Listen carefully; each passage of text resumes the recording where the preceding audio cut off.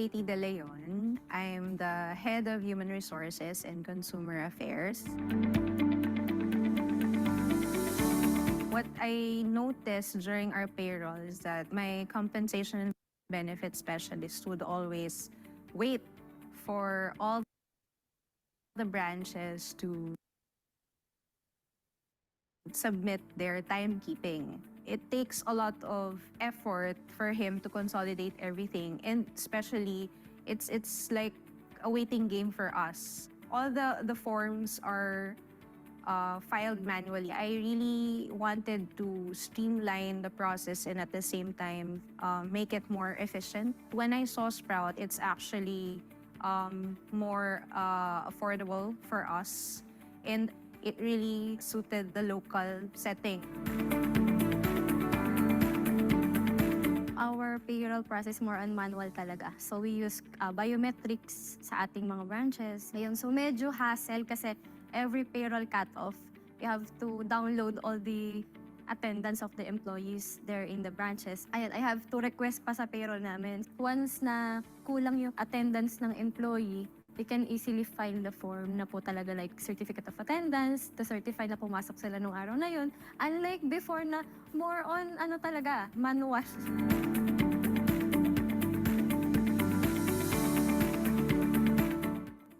This last payroll namin, so nag-start ako ng Sunday. And then Monday, tapos na ako. Sprout really helped us with the technology during pandemic. It's actually the perfect timing for us to migrate because when it was during the lockdowns, of course, people wouldn't want to do biometrics, right? It helped also in the process of adapting to the situation because everyone was going digital at that time. It was a huge leap or a huge step for us to make, but I think it's worth it.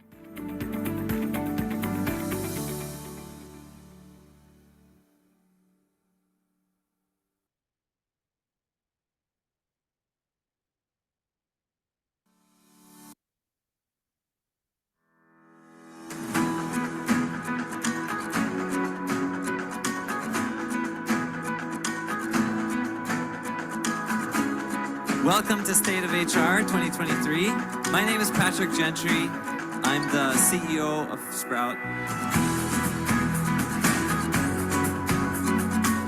I grew up in Southern Oregon on a farm, but I made my way to the Philippines in 2008.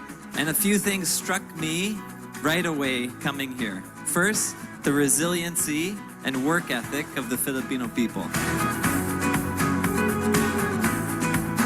Seeing that was seeing all the people in our office getting up, commuting 2 hours, working 9 or 10 hours, and then commuting 2 hours again, and doing that every day. It's very impressive. And that struck me right away.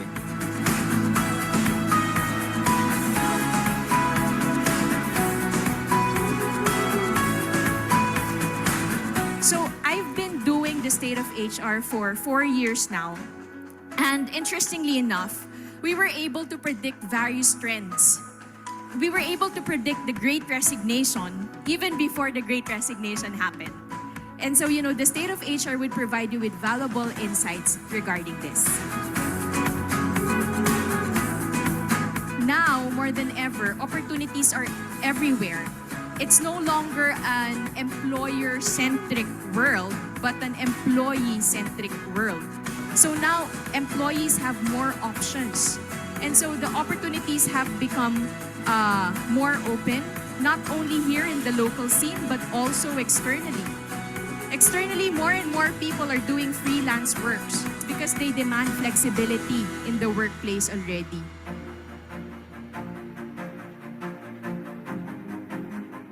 We're also adding this year, for the first time, awards to businesses who are having exceptional work practices, whose attrition rates are the lowest in their field, whose employee engagement is the highest in their field. So we're very, very excited to have you guys out today.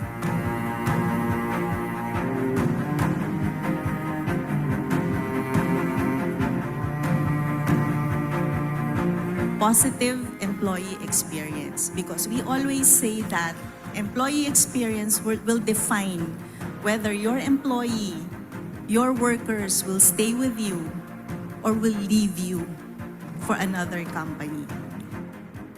Interestingly, 2023, 48% said that support from company management is a key factor to HR success. And what we found out in our white paper is that HR professionals do not feel empowered enough. They do not feel that they have a seat in the table.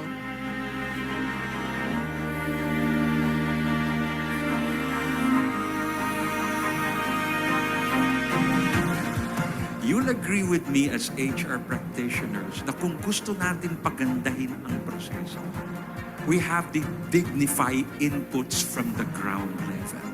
You have to listen to inputs from the ground where rubber meets the road, who are the people at the thick of the real service encounters. That way, you dignify their inputs. That way, they feel ownership.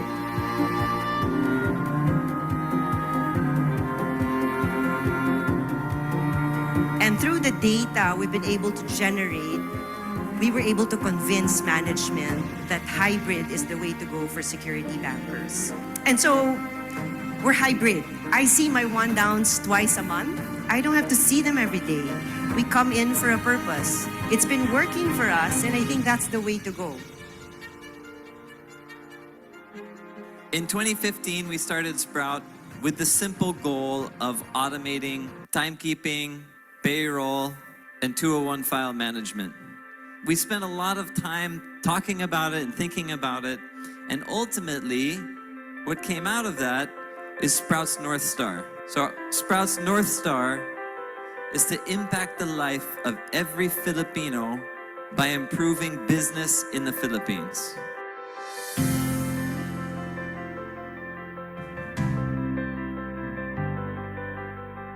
Fast forward to today, Sprout is now the largest HR technology company in the Philippines.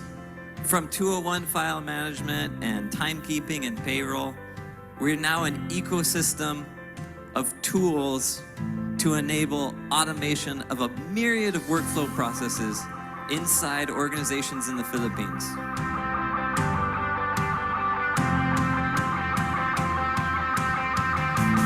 Again, we dare say in Sprout, hybrid is still the future of work. And that's because hybrid is still built on trust and freedom on the employee side.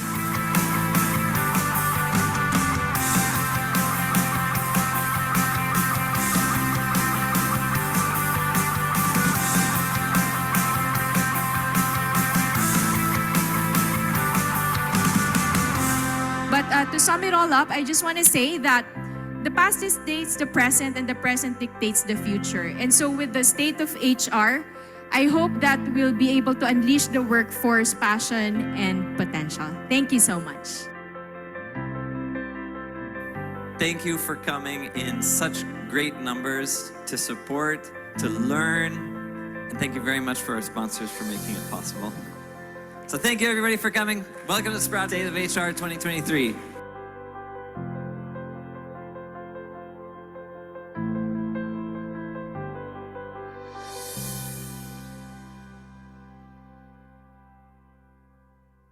Good afternoon, everyone, and welcome to our webinar on Mastering Talent Retention, Organizational Excellence through Tactical Employee Development. My name is Marie, and I will be your host for today. And thank you so much for joining this afternoon. I'm seeing a lot of active participants in our chat room. Keep that energy going, and I hope to hear more from everyone in our fireside chat later. As the job market is more competitive than ever, it is more important for organizations to retain their top talent. But how exactly can we do that? In this webinar, we'll be discussing a variety of strategies that you can use to create a workplace where your employees feel valued, engaged, and motivated to stay. We'll also talk about how to use data to identify and address the root causes of employee turnover. Please remember to follow at Sprout HR Tech on social media if you enjoy webinars like this one, and keep an eye out for brand new episodes. Now, before we get started, allow me to talk a little bit about Sprout. Sprout Solutions is the largest homegrown B2B SaaS company in the Philippines and the most trusted end-to-end HR platform. We're here to help Philippine businesses grow through our ecosystem of solutions that prepare organizations for the future of work. You want to learn more? Let's check out this video. Are you spending too much time on payroll? Are you unable to spot the root causes of attrition? With the right system, you can hire the right talent. Pay your employees on time, track their performance, and focus on career development. So let go of manual work and embrace digital transformation. Build a stress-free environment and empower your employees to perform at their best. Choose Sprout to improve and automate every stage of the employee lifecycle so you can focus on what matters. Our customer success team will provide a seamless onboarding experience. Sprout's tailor-fit solutions address common HR pain points of Philippine businesses. Let us support you in your journey to digital maturity. With positive reviews and global recognitions, Sprout continues to impact the life of every Filipino by improving businesses in the country. Join over 1,000 organizations that have transformed their businesses and empowered their people. Let Sprout innovate and transform your core business infrastructure, ensure your employees' financial health, and reimagine the concept of total wellness, because that's what great employers do, and great employers use Sprout. Start your journey with Sprout today. So later on, we'll be having a fireside chat session where you can ask our speakers anything about our topic today. So to send in your questions, just click the Q&A button below in your Zoom. And as early as now, you can start writing your questions, thinking about them. Of course, as we learn from our different speakers today, you might start getting curious. So send in your questions if you can, and we'll answer as many as we can later on. All right, now I hope you're as excited as I am, as we'll now kick things off with our first session. Our first speaker today leads the HR, Learning and Development, Diversity, Equity, Inclusion, and Corporate Social Responsibility teams for Genpact Philippines. She is a certified SPHRI and holds a master's degree, as well as a post-baccalaureate degree in Human Resource Management. For more than 20 years of extensive experience in the BPO industry, she has developed and implemented various regional and local people programs and initiatives in the Asia Pacific. Leveraging her experiences as a country HR and regional HR, her expertise spans talent acquisition, strategic compensation and benefits, talent management, leadership development, employee engagement, and communications. She is passionate about diversity, equity, and inclusion, and is an advocate of corporate social responsibility. Without further ado, please join me in welcoming on the virtual stage Ms. Jackie Barrios, Vice President, Human Resources of Genpact. Good afternoon, Ms. Jackie. Good afternoon, Marie, and hello, everyone. That's for more than 300 participants that we have today. Thank you for that introduction and welcome. I managed to see the good afternoon greetings of everyone. So looks like we have participants coming from different industries and across the country. So thank you very much for joining us for today's session. Now for today, I'm actually very thrilled to be part of the session and talk about an incredibly important topic, data-driven talent retention. And as we start, I find that this quote from Peter Drucker, if you can't measure it, you can't manage it, is a very apt and a great way for us to start our session. Let's just move on to the next slide. I'm having some technical difficulties on a Friday afternoon. So we will have to manually manage moving the slide. Great. So what I was saying is that this phrase, if you can't measure it, you can't manage it, suggests that in order to effectively manage or oversee something, you need to be able to quantify or measure its progress or performance. Without a way to measure the outcomes, it becomes difficult to determine whether you are making progress, meeting goals, or identifying areas for improvement. Those who can relate to what I just shared, feel free to drop a note in the chat. Let's make this session a very interactive one. Now, measuring something provides data, and that can help in making informed decisions and implementing strategies for better management. So the idea here is that measurement is a critical aspect of effective management. So in this ever-evolving world of work, organizations face constant challenges in retaining their talented employees. I'm sure the participants in the chat will agree to this. Now, if this is the challenge that you're facing, don't fear it at all. The power of data and analytics can revolutionize the way we approach talent retention. Now, with that as the starting point, let's dive in to find out more. And I know that today is a Friday. So being a Friday, I'd like to actually ask a question to our participants. There's a lot of ground to cover on this topic. When I first got the invite from the Sprout Solutions team, I was really wondering, okay, how to make the most out of the time. After all, we only have half an hour or less actually left for this session. So I'd like to start by asking you a question. What would you like to learn from today's session? And we will do this in an interactive way. I'd like to request our participants to scan the QR code that you see at the bottom left of your screen. So there are two options to participate. One is scan the QR code at the bottom left that you see on your screen, or just go to menti.com. If you're joining us from menti.com, type the Menti code that you see on the screen, and the number is 769-38191. Let's just see the responses from our participants. We have quite a few. So these are our responses from our participants. So folks that are in today's webinar want to learn effective retention, keep the comments coming, everyone. So there's quick data analysis, all right, data gathering, people engagement, okay.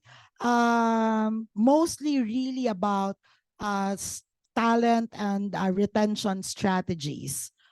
Yeah, because I can see it's retention management, effective retention, all about retention strategies. So these results, very, very interesting. Really, right? I'm sure you'll agree with me. There's so much ground to cover.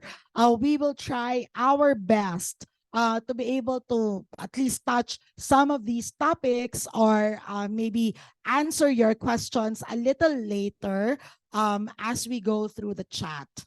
Or the fireside chat.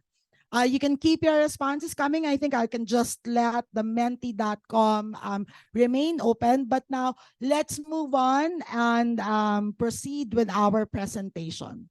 So in line with the thought, if you can't measure it, you can't manage it, let me then ask you a series of questions. And let me just stop sharing so that we can move to the next part.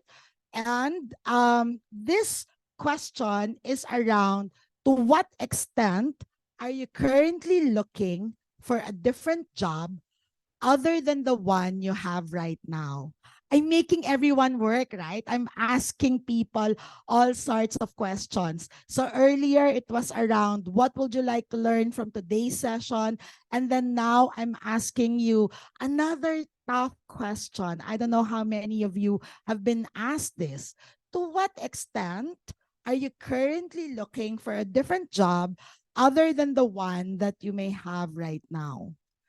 Hope you can start to think about your answer. Now, there are quite a few ways to help you think through that. And in the same Mentimeter, let me just navigate this. You can actually type your responses here. So 3 things. Either I am actively looking for another job, the more you agree to this question, so just click the slider towards the right. The more you disagree with this question, then the slider goes to the left. So that's the first statement. How many of you agree to the statement, I'm actively looking for another job? How many of you agree to this statement or maybe disagree? I'm watching for opportunities, but maybe not actively looking. And last but not the least, so the third one, I am not looking for another job. So that will be the third one. So 3 statements, what is your level of agreement or disagreement to any of these 3 statements? Actively looking for another job, and I can see the slider really moving. Wow, our group, almost 300 people. So very interesting. Very few are actually actively looking for another job. But most of our participants seem to be at the middle, which is watching for opportunities, but not necessarily actively looking.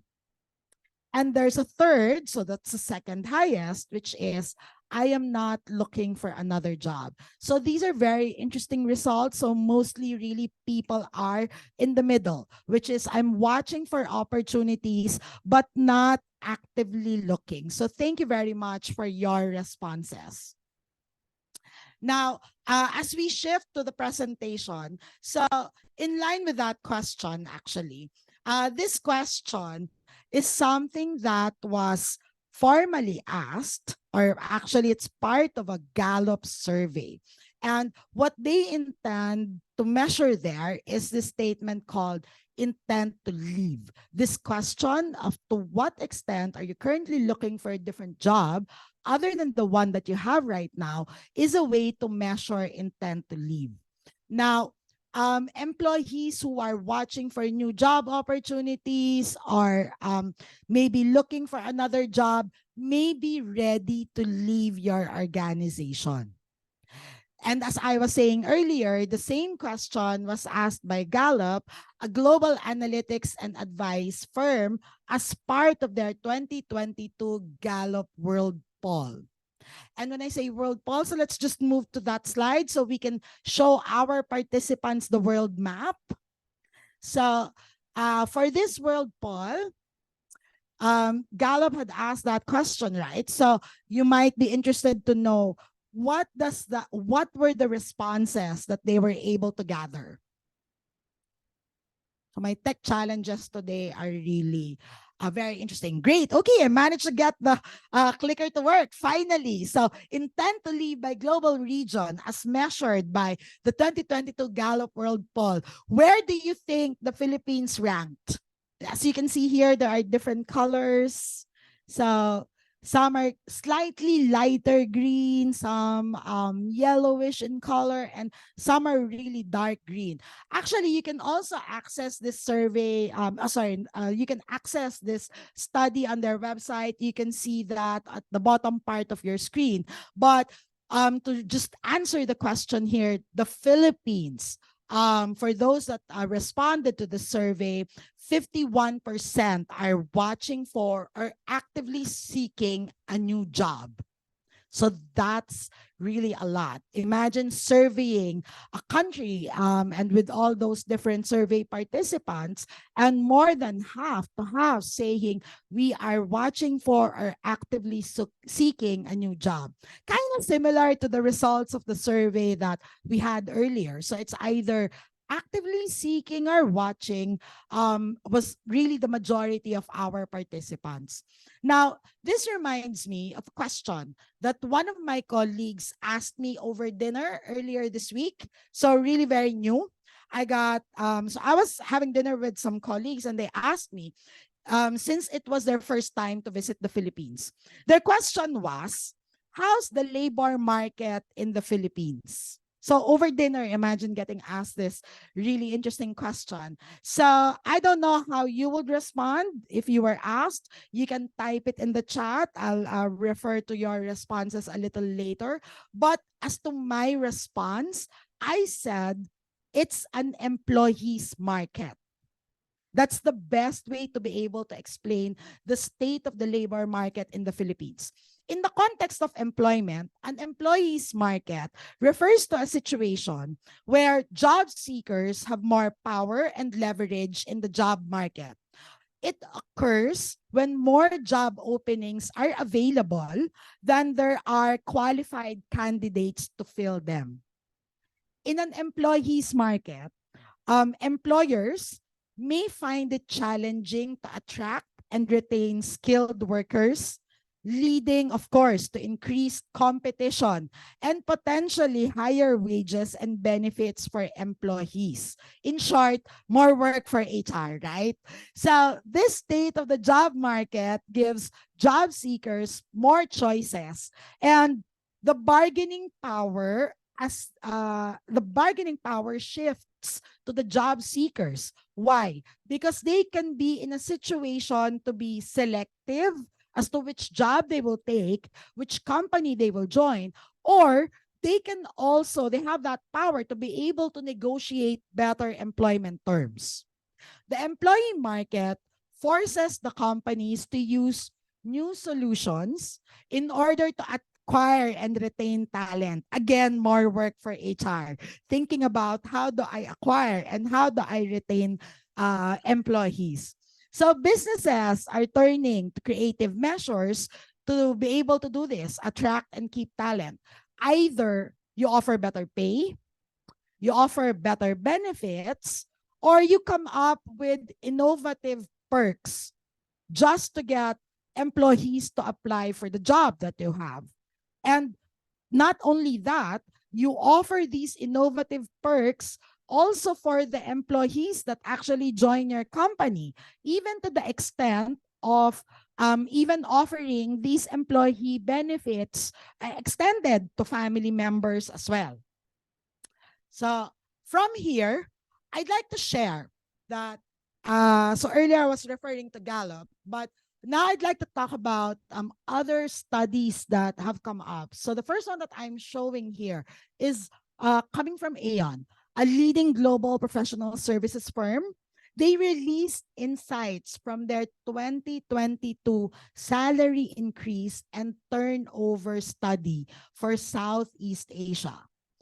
And in gist, what they found out or what they shared in that study is that salaries in our region, SEA, it's expected to increase slightly for 2023 compared to 2022.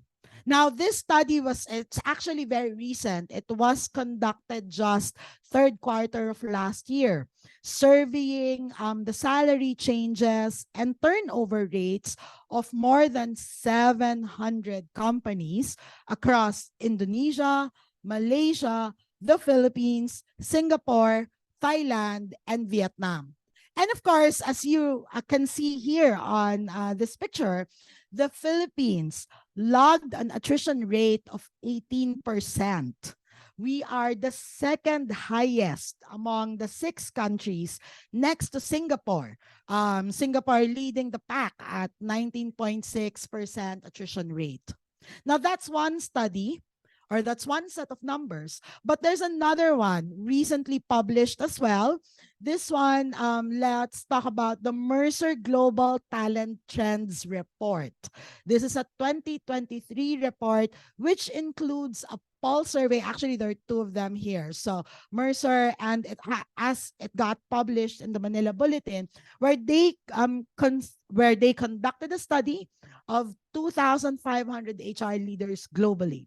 The study showed, and you can read here on the slide, that the high attrition rate continues to plague companies in the Philippines, and that there is a significant supply and demand gap in both supply and skills of workers, as highlighted to be critical roles in organizations. They also published an article on their website citing that the Philippines has not at all, of course, been spared from the Great Resignation. So indeed, ladies and gentlemen, many companies face attrition challenges. However, with the advent of data-driven talent retention, we can unravel this challenge and figure out what solutions we can do to address this. So let's talk about the first one. Our first, or the first topic which I wanted to cover is around the data-driven approach. Allow me to share a personal story before I delve deeper into this. I was once part of a company that experienced a high turnover rate. Drop a note in the chat if you are currently in this situation. So the company that I was a part of at the time had really high turnover rate. It was disheartening to see, a little demotivating to see talented individuals walking out the door one after another. There's also, of course, this exorbitant cost of attrition, and where the company continued to spend on hiring and training efforts and opportunity lost for open roles. But then, in that organization, something changed. The organization started leveraging data and analytics to understand the underlying reasons and proactively retain its valuable talent. And from there, when they had that understanding and took a data-driven approach, they were able to turn around their retention, their attrition story to one which focused on retention. Now, to address talent retention effectively, my tip for everyone, or my advice for everyone here, is we must first understand the challenge at hand. Employees leave for various reasons, but for some obvious reasons, some are obvious, like you can really see it.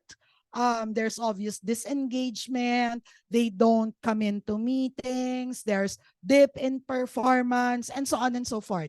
But there are others that's hidden beneath the surface.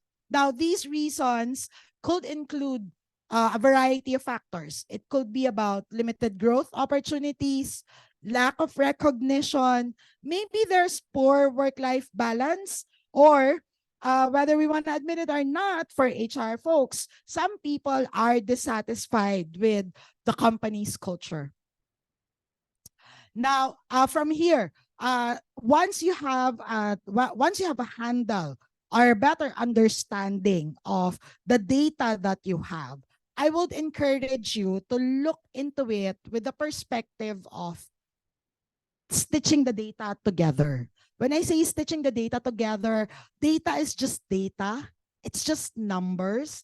If they do not translate to insights, there's really, you're not really able to leverage that data, because data-driven, harnessing the power of data-driven talent retention, you can really get valuable insights into employee behavior. Look at their employee engagement levels. Try to look at their likelihood to leave. Data helps us identify patterns, trends, and hidden correlations that enable us to predict and prevent talent attrition. So from insights, if you strive to be able to move to the next stage, which is predictive analytics. These two things, insights and predictive analytics, really lies at the heart of data-driven talent retention. When you are able to analyze historical data on employee demographics, performance evaluation, even look at career growth of individuals, even job satisfaction surveys, your organization can develop models that identify employees that are at risk of leaving. So these models, what you do is you can assign like a probability score or a flight risk index to each employee, allowing organizations or allowing your company to take proactive actions. Insights can also help us to recognize these early warning signs, and if we catch it at the right time, it will enable us to deploy retention actions and mitigate attrition. The goal is, that's the goal. The goal is really to realize the early signs of attrition, be able to do proactive actions so that the employees don't put in their papers anymore, or they get stopped on their tracks if they are thinking of leaving the organization. So from being active job applicants, they turn into passive job applicants. So from here, after you have your data, you have your insights, I'd like to advise you to look at actions. So you have the numbers, that's your data, you have your insights or your analytics. After these two, you should take the third step. And the third step is having tailored actions and retention strategies. I particularly underscored the word tailored, and I'll explain this a little later. So gone are the days of one-size-fits-all retention strategies. With data-driven insights, we should be able to design personalized retention intervention. By considering individual needs, you look at each employee's aspirations and preferences, or do some clustering of employee groups. If you are HR for a really large organization, then you do employee clustering. From here, you can create targeted plans to identify employees at risk. Whether it's custom career development opportunities that would work, or maybe even flexible work arrangements or mentorship programs, personalization is key. We all know that resources are limited. So just as a note to everyone, let's ensure that they are allocated optimally. I know our topic for today is really around data-driven talent retention, so we will not be able to dive into detail, but I'll just scratch the surface. There is also a thing known as cost of retention. There's a cost to be able to retain employees, not just in terms of the benefits that are provided, but also the cost of retention on salaries and several other factors. Now, data-driven talent retention will allow your organization to prioritize efforts and also allocate resources effectively. By analyzing your cost of employee turnover, things that you should be looking at would be recruitment and training expenses, also productivity loss. Organizations can focus their resources on high-risk employees or really the critical positions, especially if budget is a very, very big factor, which very often is the case, right? So this strategic approach maximizes the impact of retention initiatives. So far, we've covered 3 elements: data-driven talent approach or data-driven approach, insights and predictive analytics, And then the third one being tailored actions and retention strategies. I was initially thinking for this webinar, I'll stop here. But in a conversation with my colleague, he pointed out one really, really important thing, and that is impact. So what is impact in the context of data-driven talent attrition or talent retention rather? We should look at the impact that our talent retention strategy is able to achieve. Check if we are achieving the desired outcomes. For example, we should be asking ourselves, is it proactive? Is it positively impacting the goals that we've set from the start? To be able to do this, have tall gates and ask yourself this really simple question. Do I persist or do I desist? So do I persist means do I continue? So which means the actions that you are deploying, it's producing positive results. Or if the answer to the other question is you should desist. Desist means to just stop. Stop, maybe you need to re-strategize. Maybe there is a different approach that you should take, or you need to recalibrate the actions that you've initially thought of. So as a reminder for every one of us, talent retention, it is an ongoing process. Very often we kind of forget about this. We are so excited to do the data. We come up with task forces. We have groups. So we work on the data. We do the analysis. And by the way, avoid doing analysis paralysis, which happens quite often. So you do your analysis, you have your actions, and then we just really forget to look at what is the impact that our actions are producing. Update your data models. If you are using algorithms, then recalibrate that. And another important matter here, consider evolving workforce trends. An example of an evolving workforce trend is really what happened with the pandemic, when we all went from working on site to working from home. Then now we are doing, there are organizations that are already doing hybrid work. So that is an example of a continuously evolving workforce trend. The goal is to ensure that our retention strategies are always up to date and responsive to ever-changing market dynamics. And so, as we near the end of our time today, I do want to say that the future of talent retention lies in data and analytics. We have the tools and the knowledge to revolutionize the way we approach this critical challenge. By embracing data-driven talent retention, we create workplaces where employees thrive, organizations flourish, and everyone is able to achieve their fullest potential. So let's harness the power of data, leverage the insights, the predictive analytics, design those tailored actions and retention strategies, assess the impact of our actions, and of course, continuously monitor and adapt. It is an ongoing process.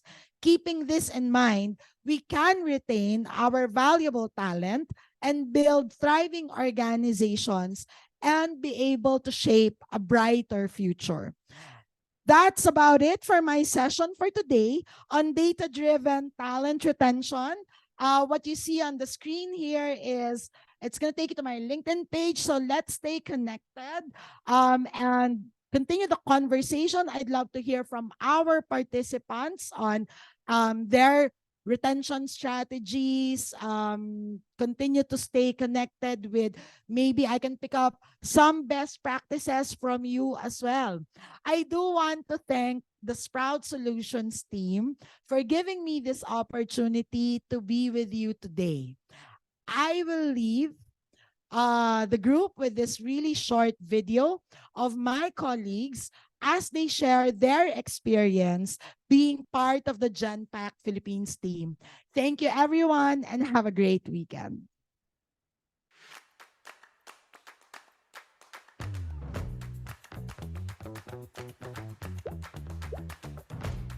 Already a mom of 3, and I just recently gave birth, and so I'm very thankful that Genpact gave me a lot of flexibility for me to be able to do the best in what I do.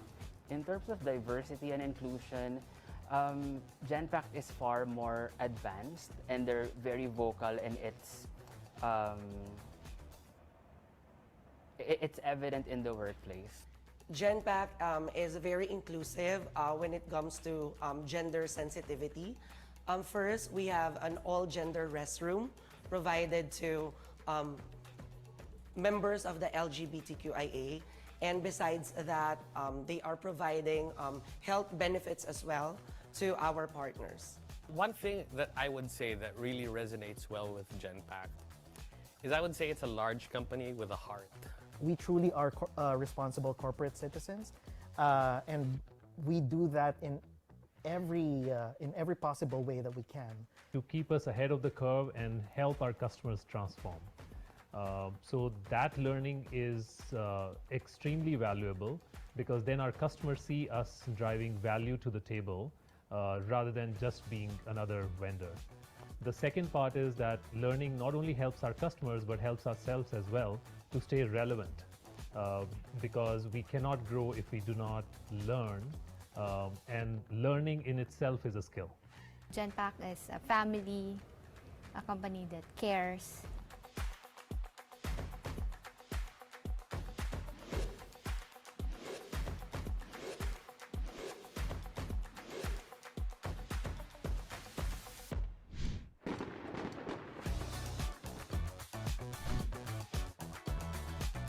Genpact offers a great place to work. I wouldn't last 14 years in Genpact if I didn't enjoy how I grow and what I've become now.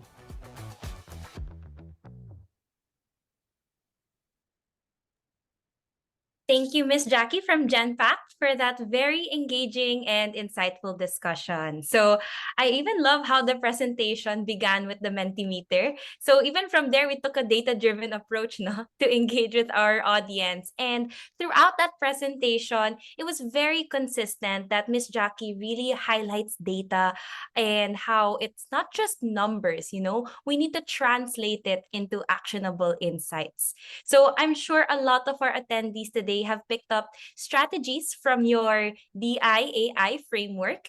And yes, as mentioned by Ms. Jackie, we'll be opening the floor later on for more questions after our second speaker today. So once again, Ms. Jackie, thank you so much for your time.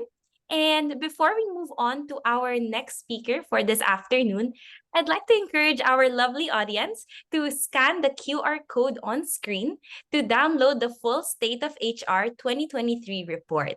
Now, this report is packed with valuable insights on the latest trends and challenges in HR. And we believe it's a great resource for anyone who wants to stay ahead of the curve. So once you have the report downloaded, as you can see here on screen, you can start to read it at your own pace and learn more about trends and challenges in HR. So in this report, you'll learn about such as the rise of hybrid work, the importance of employee engagement, and the need for diversity and inclusion. To make it easier for you, we've also dropped it in the chat box. So feel free to click that link and download a copy of the State of HR 2023 report, and I hope you have a chance to read through it. Now, let us continue to our resident HR expert speaker, who our regular attendees know very well. Allow me to introduce our last speaker for today. He is a seasoned human resources professional with over 17 years of experience in the corporate world. He has held various roles in the IT, BPO, consumer goods, manufacturing, and government sectors, and has a deep understanding of the legal and practical aspects of human resource management.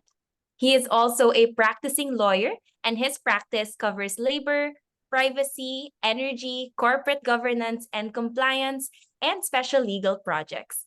He is a frequent speaker at various learning events organized by the People Management Association of the Philippines, and he is a faculty member at the Arellano University School of Law, Philippine Law School, and the University of Asia and the Pacific. Let's give a warm welcome to Attorney Lester Ople, the HR evangelist of Sprout Solutions. Good afternoon, Attorney. Hi, good afternoon, everyone. And thank you to Jackie for a very enlightening talk earlier. And I was mildly excited with with how Jackie closed it. She mentioned happy weekend, so my brain instantly went weekend mode. No, but we still have some matters to talk about, particularly related to today's topic. Particularly, I will be talking about employee retention, and my angle is a bit different from Jackie's angle. I'd like to talk today about the little things that work. Next slide, please. So I have a 3-point learning agenda for today. So for today, I would like to revisit the Sprout State of HR study in 2023, particularly a portion of our results talking about retention. I'd also like to revisit the digital maturity model. This is our very own model with a retention mindset. And lastly, I'd like to challenge current thinking on employee experience and process design. Process design is something that's very close to my heart. I started my career as a benefits administrator. So I was receiving forms, entering it into a system, and then it becomes a payout. And that was my first human resources related job. And in my various engagements, both in my practice and in litigation, labor litigation, processes are actually something that becomes a sticking point eventually, and I'd like to talk about that today. Next slide, please. So this is a snippet from our State of HR 2023, and it's a comparison of our data last year, 2022, in relation to this year. So last year we had, for our top 3 biggest HR pain points, the top 3 pain points of last year were recruitment, complaints management, and compensation and benefits. Now in 2023, we have our top 3 HR pain points. We now talk about employee retention, employee engagement, and recruitment. So what does this data tell me? So for 2022, this is really coming out of the lockdown, the pandemic, and most of the HR community is reacting to labor complaints that were filed by employees from the pandemic years. During the time that we had lockdowns and quarantine restrictions, there were some companies who sadly were not able to keep themselves afloat, and as a result, they had to let go of so many employees. As a matter of fact, in the presentation, we have data from the NLRC itself showing the number of complaints.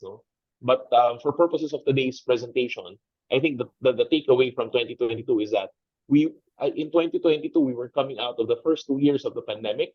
There were labor complaints that had to be filed in relation to business decisions taken in 2020 and 2021, and everyone was dealing with it in 2022. The good thing about 2023 data is that it feels that there is a lot more strategy behind the data, behind the pain points. Everyone is now talking about retention, engagement, and recruitment, which still shows that there is a requirement for a talent agenda for 2023. But it's comforting to me personally to find out that retention and engagement are now top of mind concerns, as opposed to things that are more tactical, a lot more firefighting. Okay, so that should give us some comfort level in terms of the data. Okay, next slide, please. In our State of HR 2023, we also found out that 57.4% of our respondents still attract potential employees with a competitive compensation package. And we all know this. One of the drivers of Filipino employees in terms of retention and career mobility is really compensation. And I think one key difference here is that in terms of how we presented this data, we were also able to present, or to find out rather, that approximately half of our respondents also place emphasis on benefits when seeking out new hires. This means that aside from compensation, the cash component, there is also an increased awareness on the part of employees, prospective employees and current employees, that the benefits package is equally important, not just the compensation.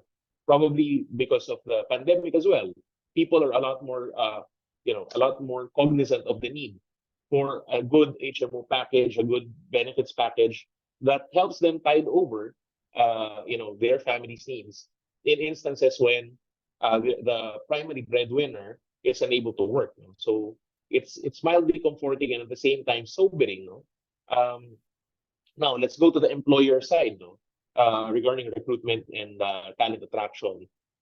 From the recruitment, from our colleagues in the recruitment industry, we were able to find out that 64.8% of our recruiters still rely on manual methods such as spreadsheets to be able to track their candidates. And at the same time, 61.5% of our recruiters actually use email for candidate tracking. So imagine this, if you were a recruiter, you have your phone, you have your Excel sheet, you have your email. And when you have multiple requisitions, when you have multiple candidates, you are relying on very manual methods. You can just imagine, so much time and effort will be spent by the recruiter simply in keeping track of everything that's happening in the recruitment pipeline. Okay. But long and short of it, attraction and retention, compensation, and benefits is still the driver of decisions in retention and career mobility. Next slide, please. We then asked our respondents in the State of HR 2023 what they think are the top 3 factors for success in HR. And in 2022, our top 3 factors were innovation and technology, engagement and collaboration, and training and seminars. In 2023,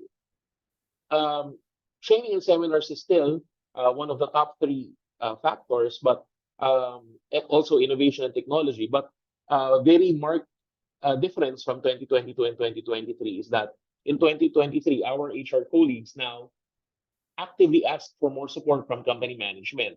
That innovation and technology, changes in innovation and technology is still very much a factor.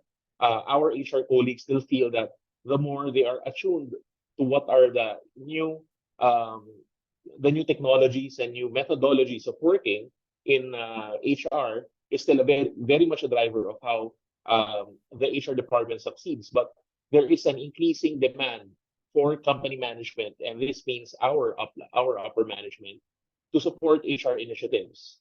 And very important also, and very comforting for me to note also, that training and seminars, our HR community in the Philippines, still very much cognizant of the need to continuously train and upskill themselves to be able to respond better to the needs of our stakeholders. Next slide, please.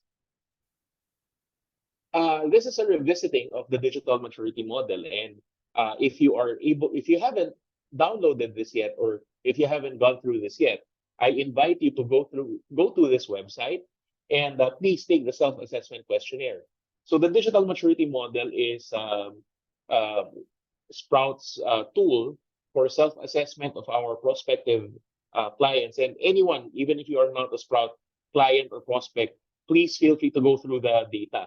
Why? Because this helps us, this helps the HR department or the HR practitioner to determine in terms of maturity of the HR department, how mature is the HR department, and what could be the next areas of focus areas that the department can work on so that they can go to the next level in terms of serving our stakeholders. No? So let's revisit this very quickly.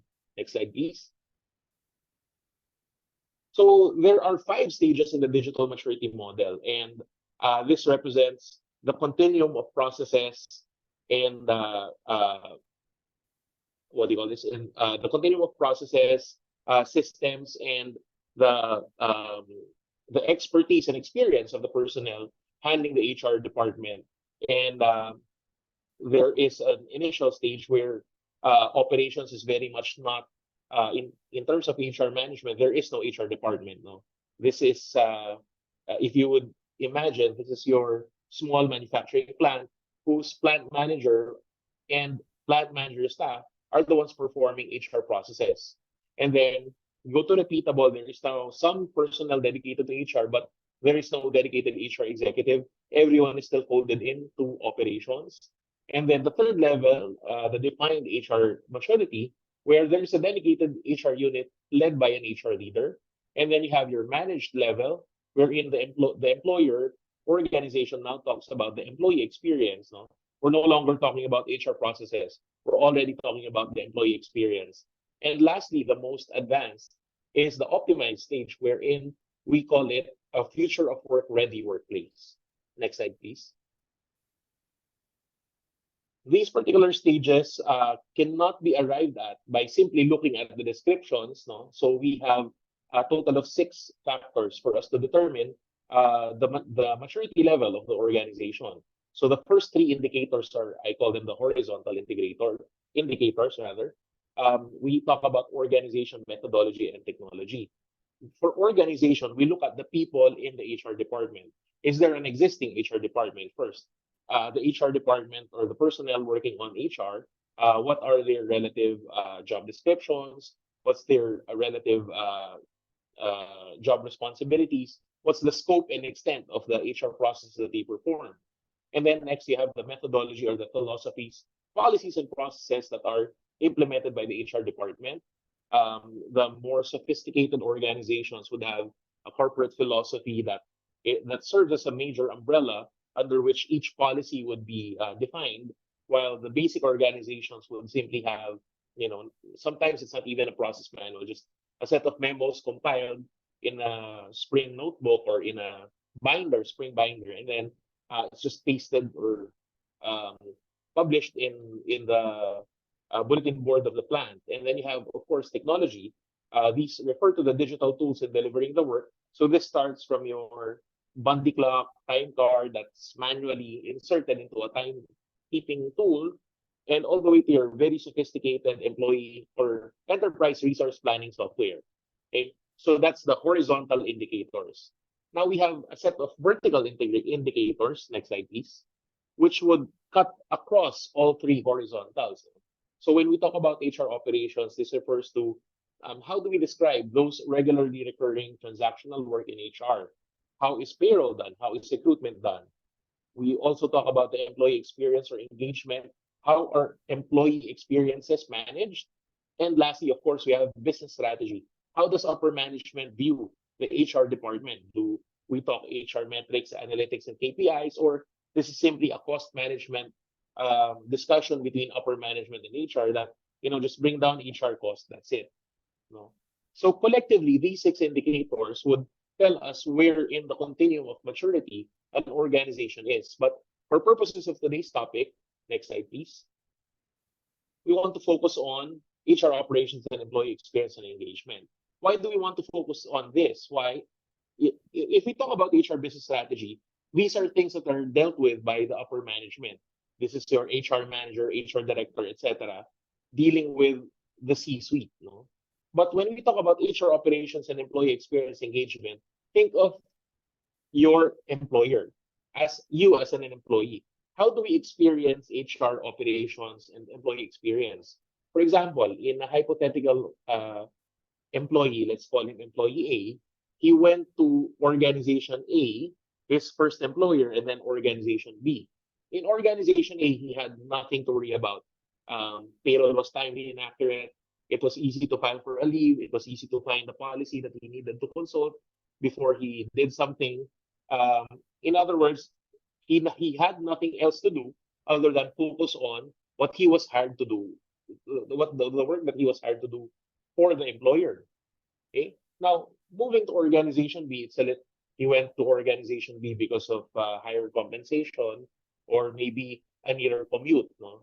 And interestingly enough, in the past 6 months, I know that we have all experienced the crazier traffic situation in Metro Manila. So I hope that that can be a topic for another session in Sprout. No, but one of the drivers is now the proximity of work to the residents. No, going back to the topic at hand. No, once employee A moves to employer B, organization B, now he always has a problem with payroll, with timekeeping. His leave data is spotty. Every time he needs to request for a new hire, your recruiters would just say, it's as if it's a new requisition all over again. No?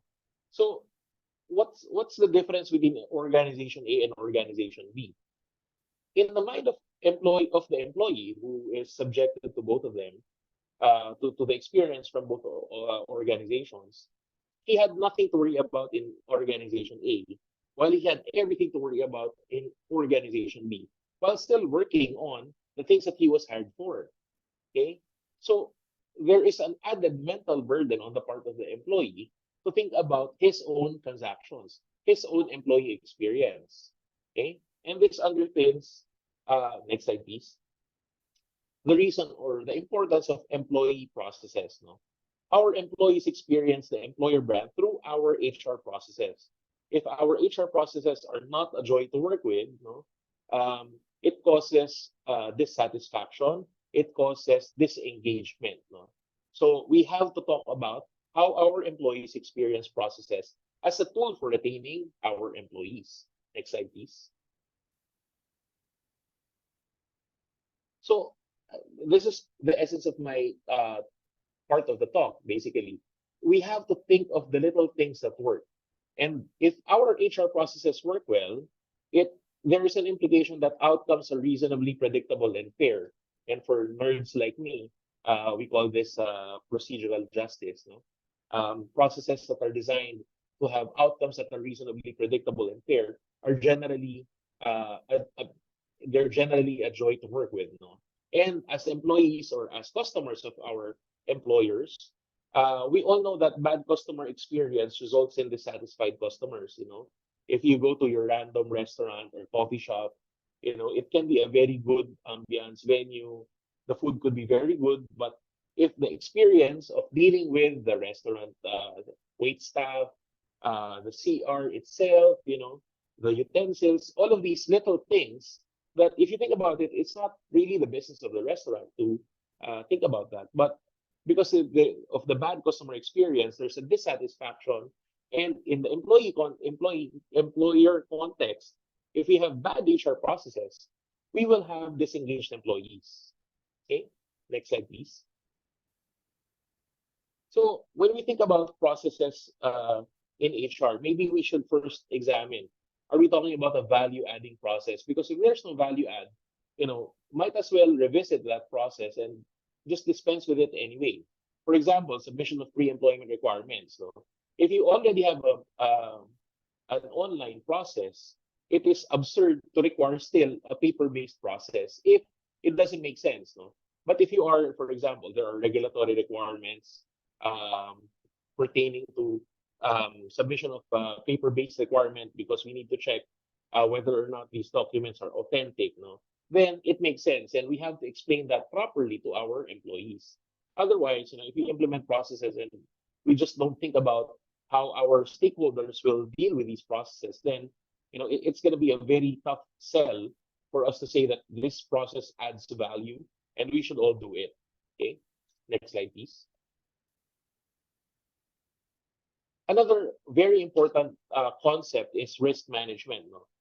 Especially with HR processes, there are approvals and verifications necessary for us to show that internal company processes on approvals, verifications, etc. are followed.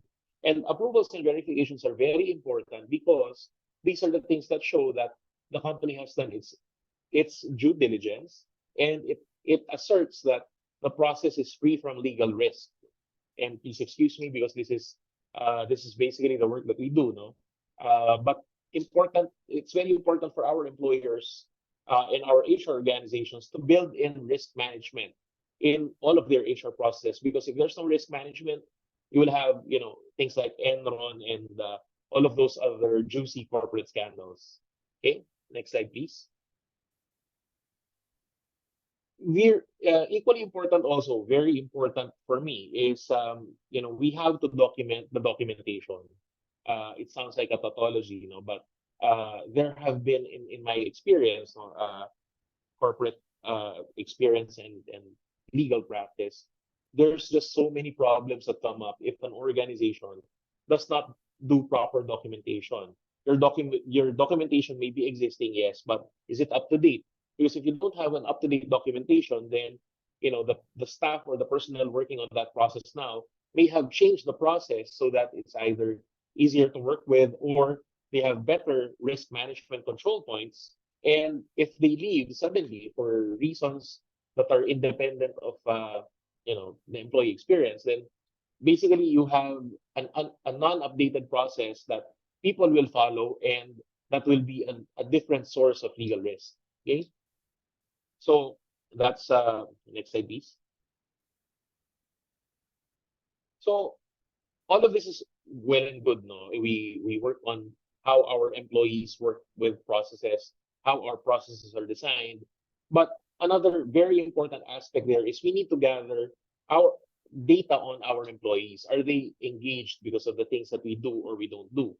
And while it seems absurd to have an employee survey focused solely on process experiences, it's equally important to always measure our employee engagement scores. No? And Sprout ecosystem, we have this tool, we call it Pulse, and it's a powerful tool that uses the ENPS framework for your employer organization to be able to capture real time your ENPS score, so that in the middle of an implementation of a project or an intervention that addresses employee engagement in almost real time now, because we have to implement the project, no? So it's almost real time, but you can do this on a very regular basis, as opposed to other tools that you do it at the end of every performance cycle only. Okay, so Pulse is one of our powerful tools in the ecosystem, and it gives you near real time data on employee engagement through the ENPS framework. Okay, next slide, please. So the conclusion for my portion of today's talk is that HR processes must be processes that work. One thing that and I noticed in our questions that just came in, no, we're talking about AI already. We should be able to talk about HR processes that work, so that employees can focus on what they do best for the company, rather than having a back of the mind thought that, hey, is my payroll correct? Am I getting my payroll correctly? Are my leaves up to date? Things like that. We take away that worry from them. There's a high likelihood that they can focus on the things that really matter. They are more engaged, and ultimately we have happier, more retained, and employees are retained as a consequence thereof. And back to you, Marie, for the rest of the afternoon. Thank you so much, Attorney Lester, for that conversation, and great presentation as always. As you highlighted the little things that work, HR processes that work. I believe our audience was able to rethink their current processes. They had to go back a little bit, challenge their current mindset when it comes to employee experience. And really, it's more about being intentional with their processes, see what tweaks can be made, and ultimately how to make it value adding for our employees. So thank you so much again, Attorney Lester. And for our audience, if you have any questions for our two speakers this afternoon, you can start typing them in the Q&A tab. I'm already seeing a few questions here, and we will be addressing them shortly. We just want to make sure that you have the opportunity to get the information that you need. So please do not hesitate to ask your questions. You can drop them in the Q&A tab. All right, now we're always looking for ways to improve our webinars, and your feedback is invaluable to us. As you can now see on screen, we have the feedback survey poll. So please feel free to provide your feedback for us. And once you're done, just click on the submit button so that the feedback will be sent directly to our team.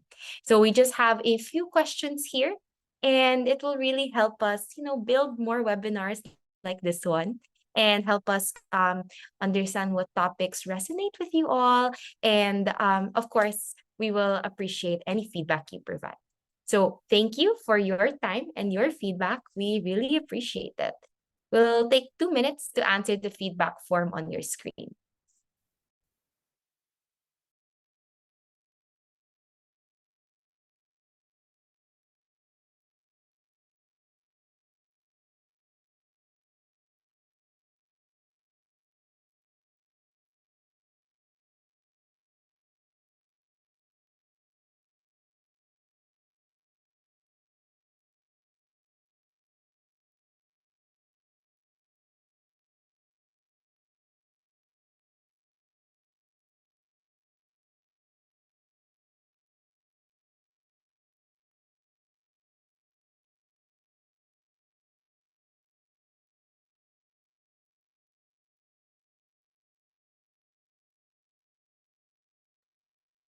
Thank you so much, everyone who has completed the feedback form. Just keep your responses coming in, and soon we will be starting with our fireside chat. Miss Jackie's, Attorney Lester, how are you doing this afternoon? Thank you so much for your sessions today. Really doing great and fantastic session, Attorney Lester. Thank you, Jackie. Maria, I'm doing great as well. It's a bit rainy where I am right now, but I hope everyone else is safe and dry. Yes, I think yesterday also it was very rainy over here in Taguig as well. How about you, Miss Jackie? Okay naman po ang weather dyan? Everyone's safe and dry? Oh, as far as I can see, yes. And I'm taking this webinar in Alabang. In Alabang. Actually, the office looks great from here, Miss Jackie. We love your setup for today's session. Thank you. Thank you.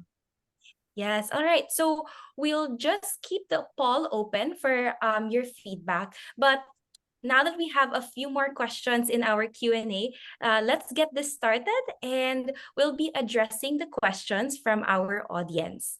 So I'll start off with a question from Charlie regarding how can you persuade top executives to fund HR analytics infrastructure? So a lot of our sessions today were about data analytics being data-driven, but how do we provide examples to illustrate the potential return on investment? Maybe you want to start off, Miss Jackie? Sure, although I would have limited experience there. The reason why is because I'm fortunate to be part of an organization that really draws from our heritage of coming from GE, which is really around data analytics, Six Sigma. So it's really already inherent and embedded in us in the way that we do things. But if you are part of an organization where maybe the key decision makers need a little bit of pushing and convincing, I think it's really around creating a value proposition. When I say creating a value proposition, you look at your business case and focus on the value that having investment in analytics, and you'll have to quantify that, by the way.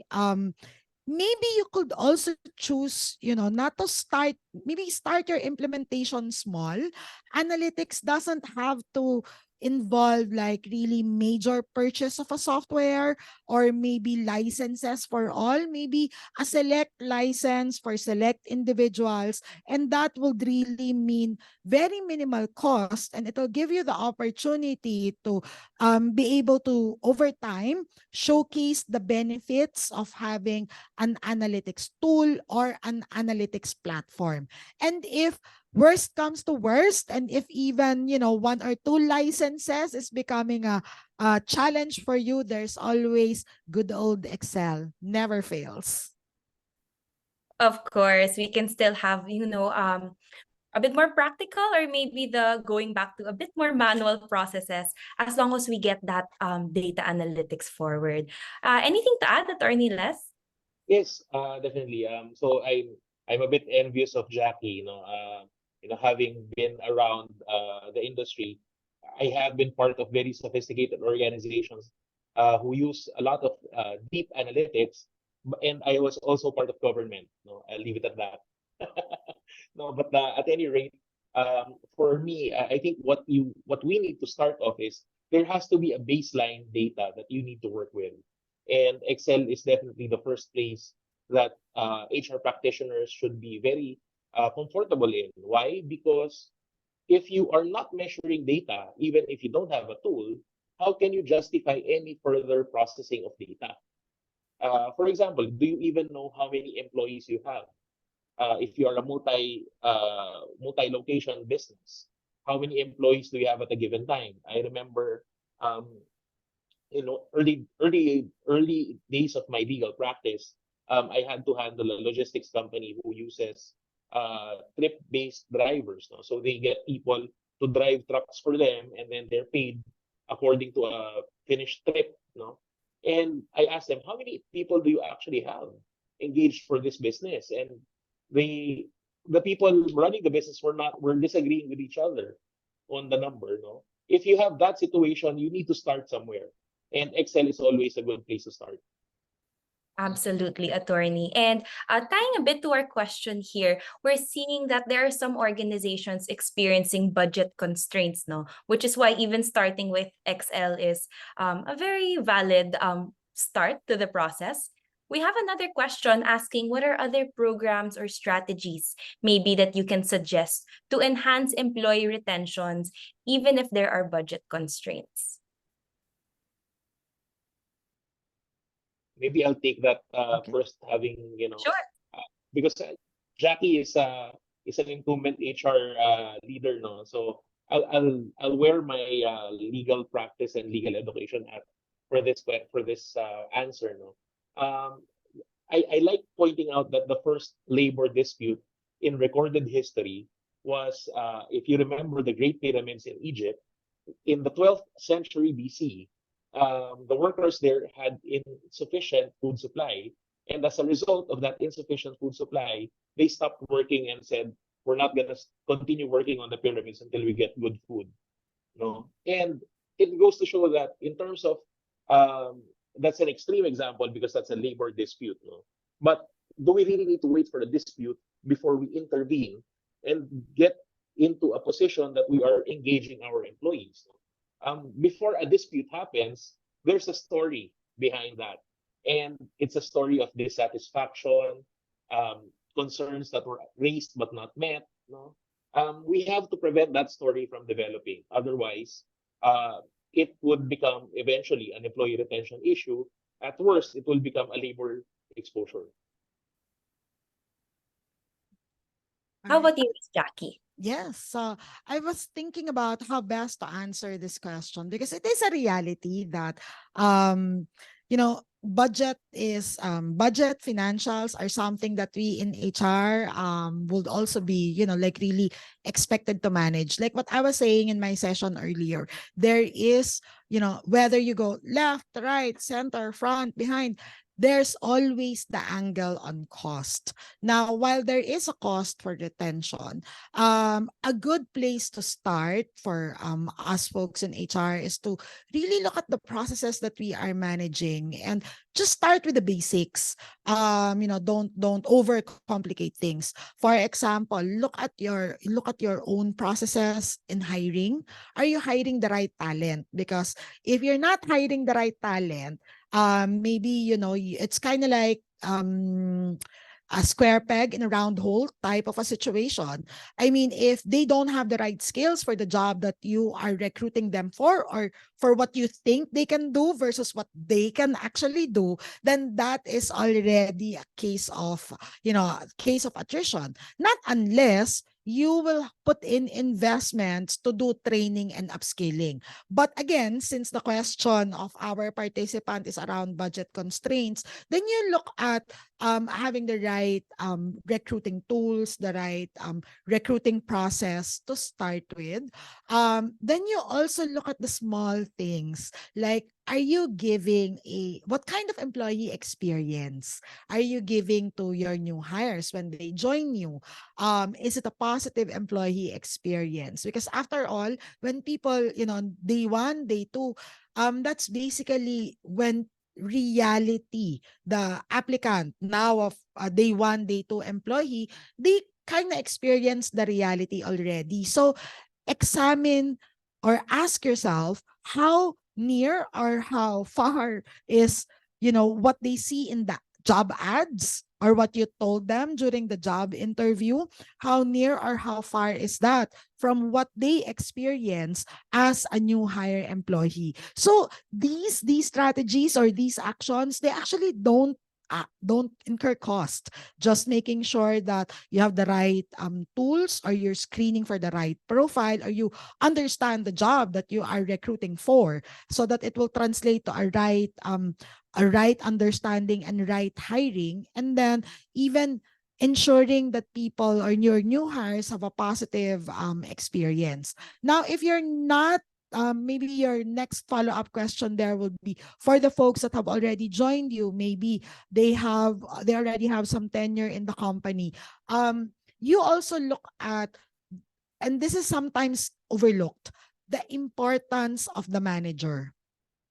The manager is very important when it comes to employee retention, because the manager is really the linking pin between, they're really the contact person of an individual. So in your organization, is there a culture of retention with the managers? Do they know how to conduct retention discussions? Are they focused on career development? So these things, these examples, practical ones that I have mentioned, don't really require, there's really hardly any expense there, but it's really about looking at strategies that you can do or actions that you can do, very impactful with zero cost or minimal cost. Thank you so much for that, Miss Jackie. Actually, if I could also add into the discussion, it's really interesting how you highlighted the importance of the manager sa talent retention. And what's even more interesting is that one of our products in our ecosystem, Insight, this is our data analytics tool. One of the features in Insight actually is you can see the attrition as affected by the manager. So we can even use data analytics to see how the manager is impacting attrition rate in your organization. So very interesting you brought that up because it's actually covered by Sprout Insight. And just to go back into the other factors you mentioned, like focusing on right talent, the employee experience, we actually have a few more questions here about what are the top factors startup companies should consider looking at. So I think that answers that question, right? So let me proceed to another question, still on the context of talent retention. What are the implications of generational differences? So in the workforce, we have generational differences. How can we tailor our strategies to address these differences? You want to take it, Attorney Les? Go first. Yeah, ano ba? No, I'll wear my educator hat, no. You know, in law school, we were terrorized, basically, no, into submission, into compliance, if you will, no. During our time as students, I feel so old saying that.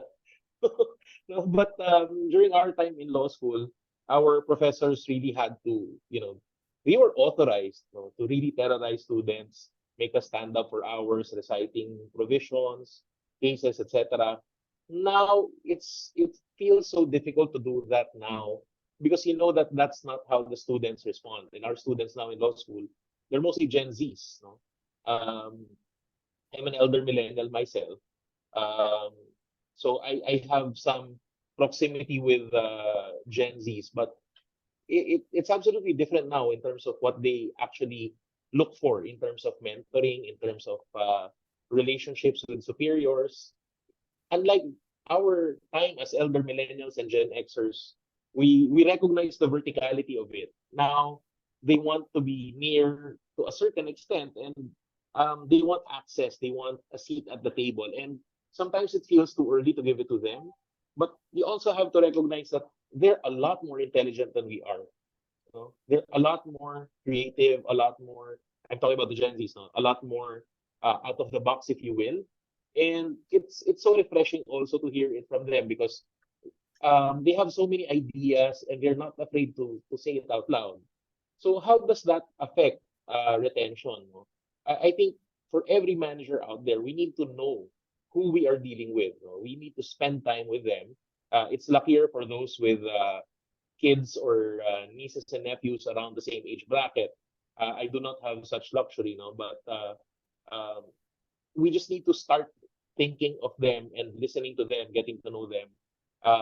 Because by interacting with them consistently, we get to know what makes them tick, what makes them pissed off, what makes them engaged. If you dispense with that and you just look at formulas outside, it may shorten the process, yes, but you lose so much of the interpersonal interaction there. So get to know them, spend time, you know, spend money even if needed, because it makes sense to just sit down with a cup of coffee or a bottle of beer in certain instances. No, that works. No, get to know them first. Yes. How about at GenPact, Miss Jackie? How do you navigate that? So discussion is a very interesting one because this also ties in with what I was sharing earlier in my session where I said, gone are the days of the one size fits all retention strategy. So if I tie that statement together with a question that our participant had asked, I mean, one way to look at that is to have your retention strategies looking at it from the point of view of the demographics of your workforce. What do I mean by that? I'll pick a very, I think I'll pick a very simple example, because actually generational differences is something that we as HR professionals should recognize. The way we hire, the way we train, the way we develop, and also our compensation as well as benefits. More importantly, on the benefits, generational differences have a factor or plays a very big factor on this. I'll pick the last one as an example, benefits. So there is a big difference on how people perceive the value of their benefits based on based on the generational difference that our participant had asked. So what I mean by that, very, very classic example, very simple one, retirement. Retirement as a benefit is something that would really appeal to your workforce that is maybe more on the mature side. But if you offer retirement as a benefit for a person that is fresh out of school, their level of appreciation to that benefit is not going to be as high or as highly appreciated as your workforce or your employees or candidates that are more on the more mature side. So that is one example. Another example to look at when we are doing training and development, we should recognize patterns of learning are different based on, generational differences is also playing a factor there. The younger generation is really more agile when it comes to learning. They can actually pick up courses, take learning, watching YouTube, doing it online on their mobile. And I have to admit, I'll use my personal story. I have to admit, it took me some time to be able to acclimate or to adjust.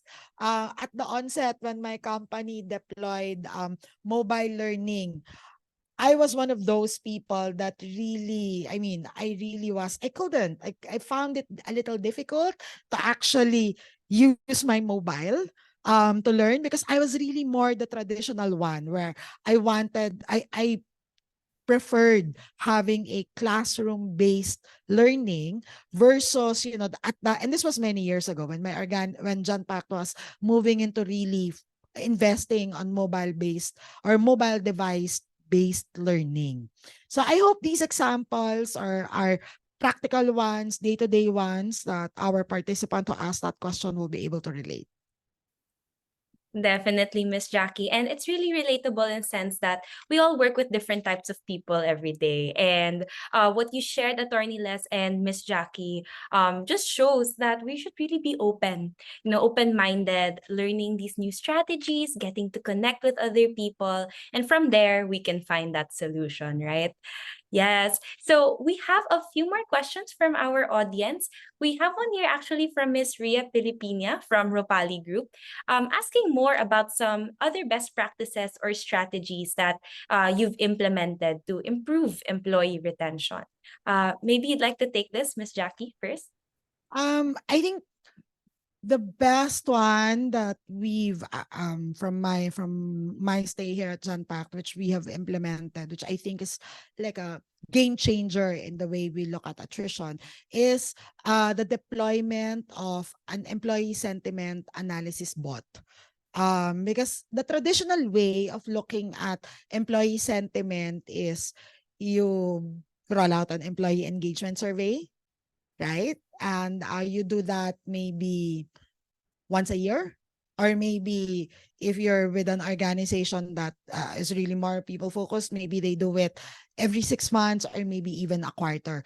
But the challenge with that approach is in this evolving, in this evolving work trend that we have, it's more really important to be able to know the employee sentiment as it happens rather than an annual cycle that you do. So That had helped us. That's one of the retention strategies that had helped us to get more real-time insights on the pulse of our workforce, what are the prevailing areas of concern based on employee demographics, based on business, based on location, even looking at a manager level for us to be able to deploy proactive retention actions. Because that's the one thing I really want to emphasize on the entire discussion that we have been having on retention, which is it's really for all of us to take a proactive approach. Because once a person or people have made up their mind and they've decided to really leave the organization, the amount of effort that you will put in to be able to change their mind will be double to triple to quadruple as compared to the effort that you should have made if it was more around a proactive approach. Absolutely, Miss Jackie. And you mentioned your specific best practice was the employee sentiment bot, if I'm not mistaken. That is correct, yes. Yes. So that Yes. actually ties in with one of our other questions about AI, Miss Jackie, because we have here someone asking, what tasks or roles do you think will change as HR now that we have artificial intelligence? And on top of that, what skills do we need to work on to retain their work? Maybe you want to start off, attorney? Yes, certainly. I think artificial intelligence is one thing or one subtopic that I have started talking about it online as well as in my classes because it does affect the legal education industry as well. Now, in terms of AI, I think we need to separate. There are tasks that are easily automated or easily transformable into automated tasks, and then there are tasks that really need deep thinking and deep work. In terms of complexity of problems, there is still no substitute for consulting an expert with years of experience, in any field of endeavor right now. But with the speed of development of AI, that may now be at risk, because now you have AI combing through so much content that I remember this movie in Netflix. I think that was The Heart of Stone, and basically the technology they were using there. Spoiler alert, it's just a supercomputer that uses so many data points that are already available to predict outcomes. And in a nutshell, that's essentially AI. If you have enough data points and a strong enough computational device, you can reasonably come up with a probability of an outcome. And that has scary implications for healthcare, the legal profession, education. I mean, if somebody can just run an algorithm, will this hire be a successful hire? Can you imagine the impact that would have on recruitment and diversity and DEI initiatives? Things that used to be equal or things that we are trying to make equal will now be at risk because now there's predictive analytics at work. Getting sidetracked a bit now, but in terms of AI, I think we need to disentangle things that can be easily automated, things like Jackie mentioned the chatbot earlier, and I'd love to hear more about that chatbot, Jackie. If you can share more, but things like an automated recruiter response email that can be easily automated, things like you've completed your survey, schedule it for another day, because you have to have repeated measurements. These are things that are friendly for AI and automation. And then you have things that are performance management discussions. There's no substitute for doing that by a person. You may have a bot that will say all the right things, but at the end of the day, it's a person motivating another human to improve performance metrics. So that's all I'd like to say. But I might get carried too farther into the topic. It's a rabbit hole if you talk about AI. Yes, attorney. How about you, Miss Jackie? Anything else to add on that note of surrounding AI, or maybe you want to share more about that thought? So I don't know how best to really structure this response. Maybe I'll start by saying I started my career in HR. scheduling for interviews of applicants. That's how I actually really got into HR. That's the starting point. I was filing 201s, and which, by the way, I wasn't very good at. Then my manager figured out that, okay, I'm probably much better doing scheduling of applicants. Then I started to do, okay, employee testing, then interviews, and so on and so forth. Now, if I look back at it, 20 plus years, that was like some 20 plus years ago. But these days, that job that I used to do is not really there anymore, because there are technologies deployed to be able to engage candidates, answer basic employee queries, even facilitate scheduling, and even AI-based assessments. But the point that Attorney Lester has made is really, really a fabulous one. So there can be so many tech and tools that are available. When I say so many tech and tools available, we in my current organization, Genpact, we have so many bots. We've invested on deployment of so many bots for improvement of our people processes. For example, you have a question on the job openings, there's a bot that will be able to answer that. If you have a question on where to find this policy, that process, this document, there's also a bot that can answer that. If you are curious to know about recommended training programs and learning, then there's also a bot that can handle that or answer your question. And then the other one, which I was speaking about earlier, that bot that does employee sentiment analysis. So there's a lot of tech tools that we have here. But as an HR professional, I really, really agree with what Attorney Lester was saying earlier. And I'll sum up my answer by saying, people do not remember the tech or the tool. People remember the people that interacted with them.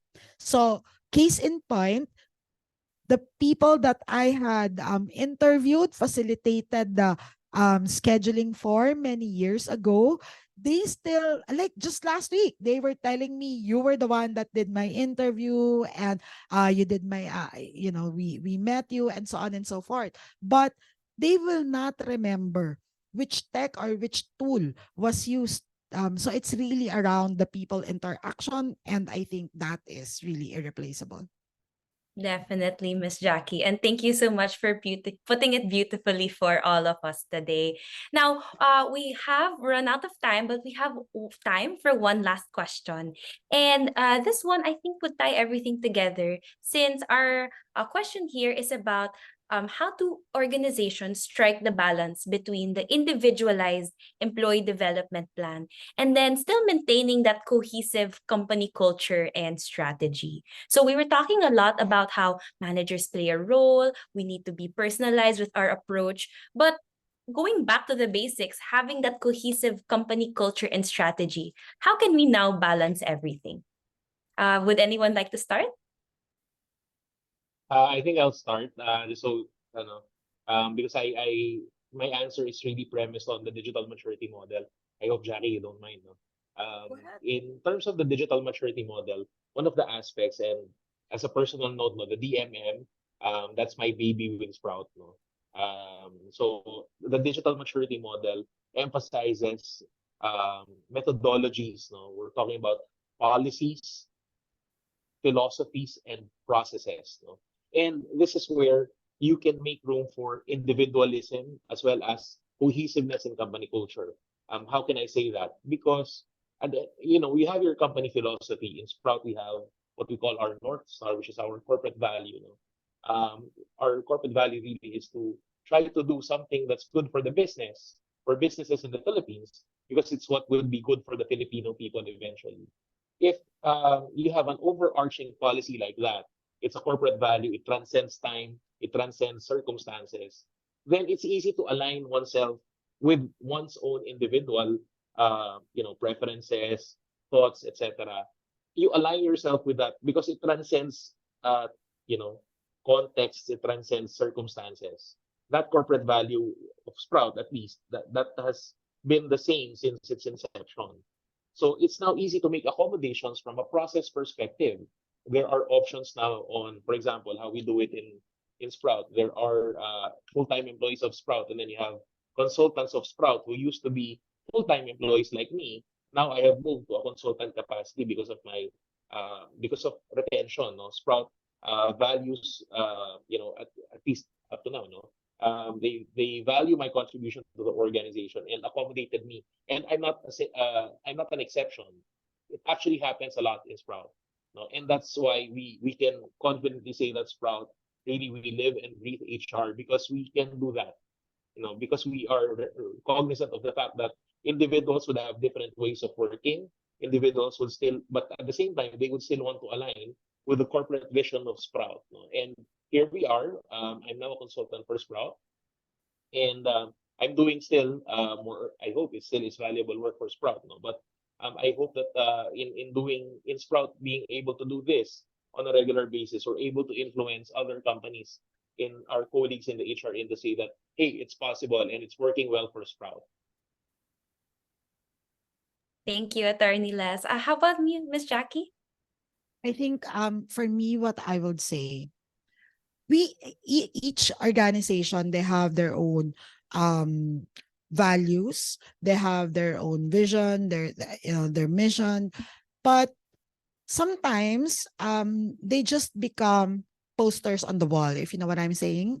They're just posters on the wall. They're just a line on your email signature or maybe some images on your website.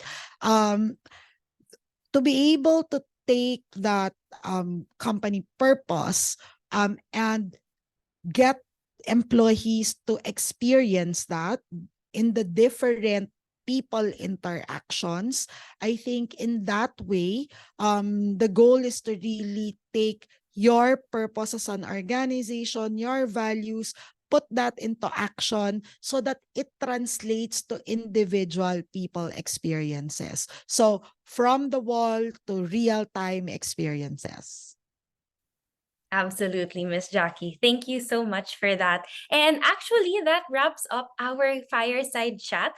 I'm really loving all of the questions on the Q&A. We really wish that we could answer all of them, but that's actually all the time we have for today's webinar. And thank you so much again, Miss Jackie and Attorney Lester, for your very informative presentations. We appreciate you sharing your expertise with us today. And yeah, as mentioned by Miss Jackie, if you'd like to connect with our speakers, they provided their contact details. So we hope to see you in our next few webinars, and we hope you found it very helpful. Thank you so much for joining. We hope to see you on our next one. Goodbye for now. Thank you, everyone. Thank you.